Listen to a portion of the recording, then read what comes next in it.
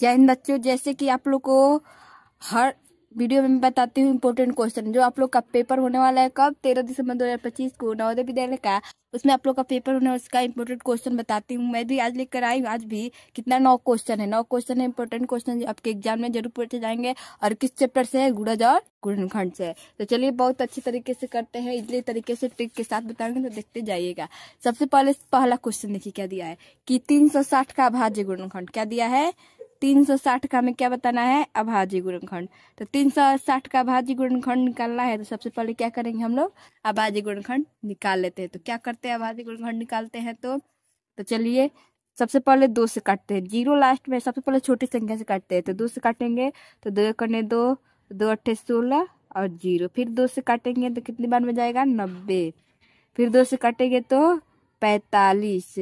फिर 3 से काटेंगे तो 15 त्रिक के क्या होता है? 45। फिर 3 से काटेंगे तो 5।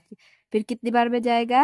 5 एक बार में। ठीक है, तो कितना आ रहा है? 2 2 आ रहा है, 3 2 आ रहा है और 1 5 आ रहा है। देखते हैं किस ऑप्शन में है। 2 3 2 और हमारा ऑप्शन नंबर क्या हो जाएगा?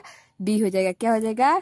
बी हो जाएगा। देखिए फिर से सेम ही क्वेश्चन दे दिया है कि 360 का अभाज्य गुणनखंड, मतलब कि रिपीट हो गया है। तो आप लोग का ऑप्शन कौन सा होगा? इसमें बस क्या कर दिया है? ऑप्शन अलग अलग कर दिया है। तो अब आपका ऑप्शन इसमें मिलाते हैं, कौन सा होगा? इसमें ऑप्शन तीसरा होगा। क्या होगा? ऑप्शन तीसरा होगा। इसमें कितना कौन सा ऑप्शन होगा? बी होगा। ठीक है, अब दिया है 9 का प्रथम 5 गुणजों का योग। तो गुणज का मतलब क्या होता है? गुणज गुणज का मतलब क्या होता है? उसका पहाड़ा, मतलब कि टेबल। तो दिया है कि 9 का 5 प्रथम 5 गुणज होता है। 9 का प्रथम, 9 का पहला गुणज क्या होगा? 9 होगा। दूसरा 18 होगा। तीसरा 27 होगा। चौथा क्या होगा? चौथा 36 होगा और पांचवा 45 होगा। अब इन लोगों को क्या करना है? जोड़ना है। तो चलिए फटाफट जोड़ लेते हैं अच्छे से।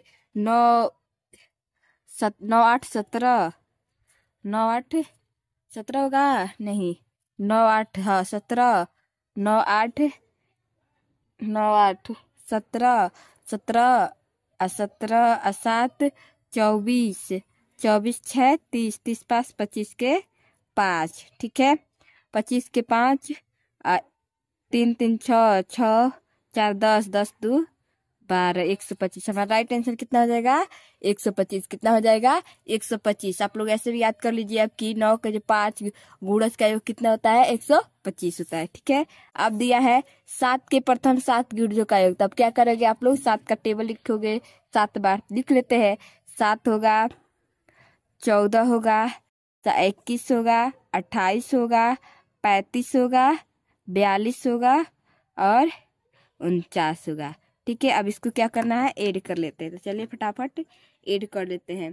कितना होगा? 12 12 8 20, 20 7 27, 27 और 27 9, 27 9 36 के 6। ठीक है, 36 के 6 हासिल 3, 2 2 4 5 8 4 4 8 8 8 16, 16 3 19, 196। कितना होगा? 196। हमारा राइट आंसर कितना हो जाएगा? 196। ठीक है, ऐसे ही हल करते हैं। इतना छोटा छोटा आएगा तो आप लोग कर ही लेंगे। देखिए कैसे। अब देखिए क्वेश्चन क्या दिया है कि 8 के छठे और 13वें गुणज के मध्य अंतर निकाला है। मतलब कि हमें बताना है कि जो 8 होता है, 8 के छठे, तो 8 गुणे 6, तो 8 गुणे 6 कितना होगा? 48। अब 8 गुणे कितना करेंगे 13। तो 13 करेंगे तो 13 का पहाड़ 8 पर पड़ेगा तो कितना होगा? 8 के 24 के 4, 8 करने 8 2 10, 104। यही ना होगा? हाँ 104। 8 के 24, 104। अब इन दोनों का क्या बताना है? अंतर, मतलब कि घटाना। तो 14 में से 8 गया तो कितना बचेगा? 14 में से 8 गया तो 6, 9 में से 4 गया तो 5, 56। तो कितना आंसर आएगा? 56। आपका कितना आ जाएगा? 56 आ जाएगा। ठीक है, अब अगला क्वेश्चन कि 15 के पहले और 11वें गुणज का अंतर, मतलब कि 15 का पहला गुणज क्या होगा? आपका पहाड़ा क्या होगा? 15 का पहला 15 ही होगा। अब हमें बताना इसका किससे अंतर करना है? 11वें। तो 15 का 11वां क्या गुणज होगा? गुणा कर लेते हैं। 15 होगा, फिर 15 5 6 1, 165। तो 165, तो 15 में से 165 घटाएंगे तो 165 में से 15 घटाएंगे तो कितना बचेगा? 0 5 1, 150, तो कितना हो जाएगा आपका 150 राइट आंसर हो जाएगा। ठीक है, अब दिया है प्रथम 10 प्राकृतिक संख्याओं में कितनी संख्या 2 और 7 दोनों की गुणज है।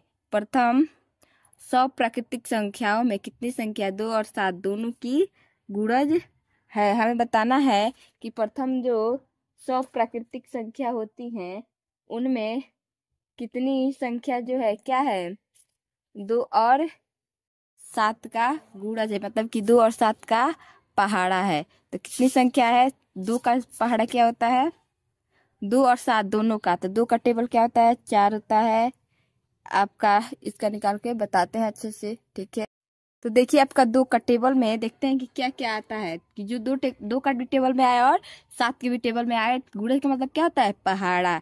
तो 14 जो क्या होता है आपका 7 में भी आता है 2 में भी आता है। ठीक है, आपका 28 भी, फिर 42 भी, फिर आपका 56 होता है ना, 56 2 से कट जाएगा 7 से भी कट जाएगा, फिर आपका 70, फिर आपका 84, फिर आपका 98। यही संख्या क्या होता है जो आपका 7 से भी कटेगा और 2 से भी कटेगा, मतलब कि 7 और 2 के टेबल में आ जाएंगे।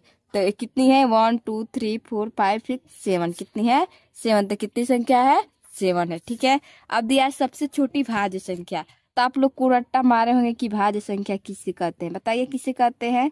भाज्य संख्या क्या होता है, भाज्य संख्या क्या होता है जो क्या होता है 2 से पूरा पूरा क्या हो जाता है कट जाता है, 2 से पूरा पूरा कट जाता है, उसे हम लोग क्या कहते हैं भाज्य संख्या कहते हैं। क्या कहते हैं, नहीं सॉरी गलत हो गया बब्बू।